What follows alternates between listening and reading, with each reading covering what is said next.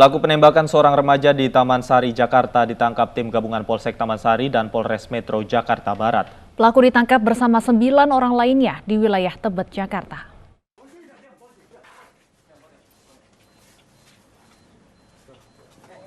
Pelaku penembakan seorang remaja di Taman Sari, Jakarta dibekuk tim gabungan Polsek Taman Sari dan Polres Metro Jakarta Barat.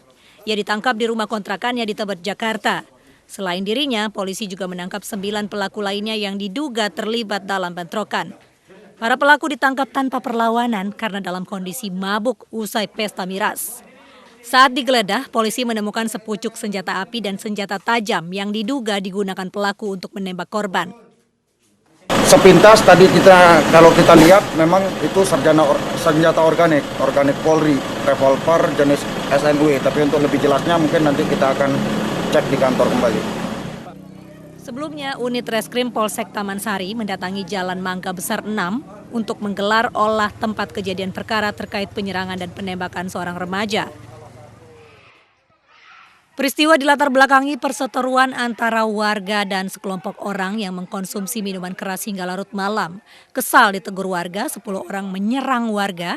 Akibatnya seorang pelajar tertembak dan terkena luka sabetan senjata tajam.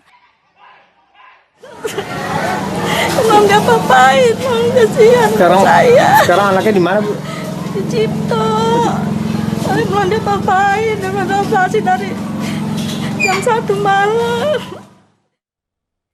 Siapa pelaku yang menembak korban dan apa motifnya hingga tega menembak pelajar? Kami akan bahas bersama Kapolsek Taman Sari AKBP Iver Manoso, Darlia, ibu korban, dan kriminolog Monica Margaret. Selamat sore Pak Kapolsek, Mbak Monica dan Ibu Darlia. Selamat sore, Mbak. Baik, saya ingin terlebih dahulu bertanya kepada ibu korban. Ibu Lia, bagaimana kondisi Idris saat ini? Saat ini udah di rumah sakit, udah dioperasi tangannya, Bu, tapi yang di sebelah ketiak belum, Bu. Informasi terakhir yang Anda dapatkan? Yang masih ada pelurunya belum. Baik, Ibu Lia bisa ceritakan kepada kami. Saya, iya. Seperti apa kronologi pada saat Idris pulang ke rumah dengan kondisi sudah berdarah infonya? Iya, dia kan udah tidur jam 11 tuh. Dia tidur, padahal dia mendusin, mau buang air. Kan saya mah tukang airnya mah itu di depan umum. Mah mau buang air ya udah, dia bilang gitu. Namanya itu kali dia ini ada kerame-ramean, kenapa itu? Dia penasaran, dia ke depan. Ya udah, saya pas pulang dia udah cocoran darah. Udah enggak ini, aduh mama sakit. Saya kaget saya ngelihat anak saya darahnya banyak begitu. Sampai kasihan dia, aduh sakit. Baik Ibu Lia, pada saat anak Ibu pada saat anak Ibu pulang ke rumah, kemudian Ibu melihat dengan kondisi seperti itu, apa yang dikatakan anak Ibu, dari mana asal luka itu? Apakah anak Ibu sempat bercerita kepada Ibu?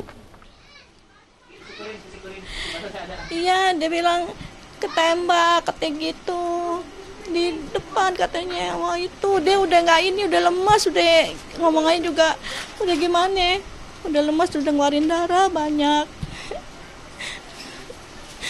Ya jadinya gimana itu ngeliat anak begitu saya juga nggak bisa apa-apa, langsung darahnya banyak. Terus saya giniin teh manis aja, saya iniin teh manis, saya minumin. Mama nggak kuat, katanya begitu, lemes mah sakit gitu. Ya udah, habis gitu dibawa ke dokter, ke USADA. Di USADA nggak terima sampai jam 1 malam. Apa itu langsung dibawa ke Cipto sama abangnya, sama tetangga naik motor ke Cipto. Dari situ udah langsung dituin di Cipto, tapi operasinya jam berapa? Baru jam 10 malam baru dioperasi, ditanganin, dioperasi gitu. Baik, Ibu Lia, tentunya kami turut prihatin atas peristiwa yang menimpa anak Anda.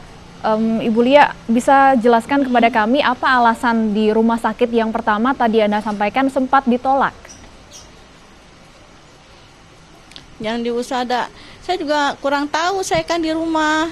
Katanya nggak ada, dia bilang nggak ada dokter bedahnya, katanya gitu, dia bilang. Ada yang bilang begitu, nggak ada dokter bedahnya, katanya gitu. Ibu Ya Lia udah nggak sendiri terima, sempat langsung melihat anak saya yang luka yang dialami anak Anda saat berada di rumah? saya nggak sempat, saya udah keliengan ngelihat darah ini, udah nggak ini saya, udah nggak tega saya ngeliatnya Bu. Ngeliat anak saya begitu ada lemas. Terus kata tetangga saya yang ini bolong katanya ininya sama di ketiaknya katanya gitu. Saya nggak bisa ngelihat, saya nggak tega ngelihatnya. Baik, Ibu Lia, kami akan tanyakan kembali nanti tentunya seperti apa harapan dari pihak keluarga. Tapi saya ingin ke Pak Kapolsek terlebih dahulu. Pak Kapolsek, infonya para pelaku sudah ditangkap. Bisa jelaskan kepada kami ada berapa orang yang diamankan dan apa peran dari para pelaku yang sudah diamankan ini? Terima kasih Mbak Stefani. Assalamualaikum warahmatullahi wabarakatuh. Selamat sore. Perlu kami sampaikan bahwa saat ini Polsek Metro Taman Sari, gabungan tim Satreskrim Polres Metro Jakarta Barat telah berhasil menangkap 8 pelaku baik yang terlibat dalam aksi kekerasan penembakan terhadap korban yang terjadi 2 malam yang lalu. Kemudian juga mengamankan 7 pelaku lainnya yang juga terlibat aksi kekerasan senjata tajam. Saat ini 8 pelaku sedang dalam proses pemeriksaan. Kami terus dalami motif dan modus kejahatan yang mereka lakukan dan mengumpulkan semaksimal mungkin bukti-bukti di TKP, juga saksi-saksi dan alat bukti yang lain. Baik. Pada saat diamankan, apa saja barang-barang bukti yang ikut disita, Pak? Dari hasil penangkapan yang dilakukan tim gabungan, tepatnya di wilayah Tebet, Jakarta Selatan, tim berhasil menemukan 1 pucuk senjata api jenis revolver, kemudian belasan senjata tajam berbagai jenis. Ada celurit, ada senjata penusuk, senjata penikam, dan senjata tajam lainnya. Pak Iver, kami ingin konfirmasi, benarkah informasi bahwa senjata api yang digunakan ini adalah senjata organik Polri?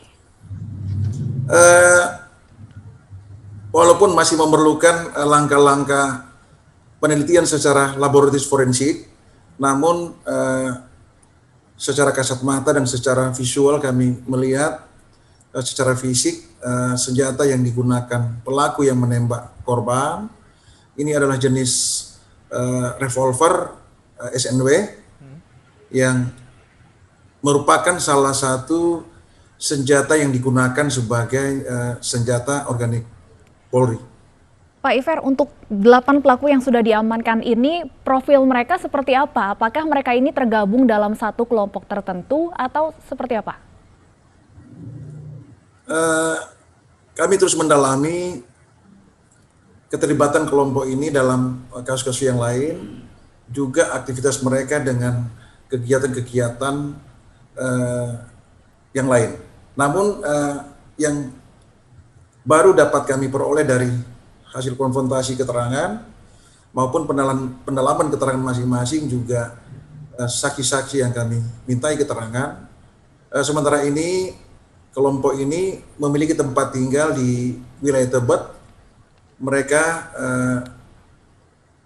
bertempat tinggal di sana dan sebagian besar tinggal dalam satu tempat tinggal. Artinya bisa dipastikan pelaku ini bukan anggota kepolisian ya, Pak?